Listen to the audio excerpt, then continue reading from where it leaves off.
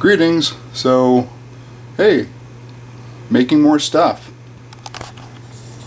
So standard stay and pose skeleton, right? This one's kind of nice. This one came from Walmart, and it really clicks into position fairly nicely. I can't modify the shoulder points as easily, but for what position it can do, it really does hold its position well. So I got to thinking about that,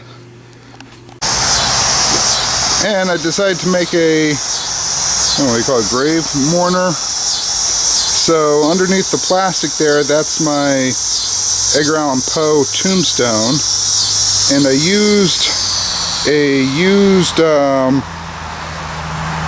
sheet just from like Goodwill, and I draped it over the stay and pose I just showed you and hit it with bed liner spray until it got its shape that I liked. Took out the stay and pose, obviously, and I just got a real simple armature in there made out of PVC and a real cheap skull. It's not done yet. It's got about 2.5 cans of the spray though, and I just thought I'd kind of do a video of it, sort of, it's in the works. Obviously still needs more of the bed liner, and it's still drying, and it needs lots of highlighting, but there it is. And on the forums, I've seen a couple of these cheesecloth and what do you call them? Styrofoam heads. So I had a bunch of styrofoam heads, and so that's the basic sort of cheesecloth thing. Obviously I haven't hit it with the RIT dye or anything to brighten up under black light. I've got a spray that'll do the black light thing, but this is just sort of my first shot at one. If I bump it up some, I'll maybe make more. It's more just sort of an experiment with stuff that I had on hand. A little bit of spray glue on the styrofoam head, PVC pole that already had some PVC floating around. Cheesecloth is dirt cheap, so put it all together, and oh look, you got sort of a ghostly looking head. So those are the Halloween projects so far. Anyway, so I'll continue this video with some updates on what the grave mourner looks like in a bit. So here I'm finishing up the grave mourner, and again I used a truck bed liner and such, and here's a little bit better view of the simple PVC setup. Just a PVC tee, little triangular setup at the bottom, and just stuck the head on with some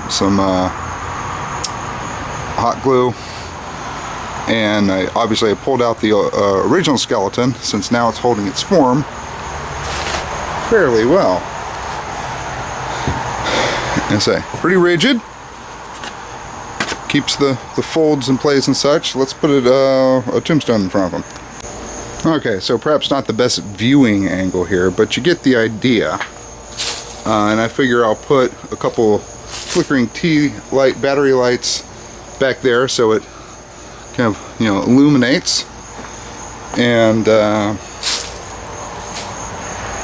there you have a little draped mourner over the tombstone, and I think that'll look pretty good. Of course, you could use it with a much smaller tombstone if you want to sort of show off the mourner a bit more, what have you, but I think that's pretty cool. Largely self-supportive. Say the frame in there does some work, but not a whole lot.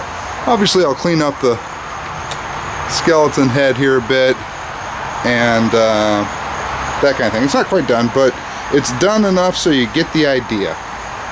So that's another project knocked off the list. So pretty happy about that. And again, there's my Raven Edgar Allen Poe tombstone from Woodloom, and I won it by being a loyal Hauntcast subscriber.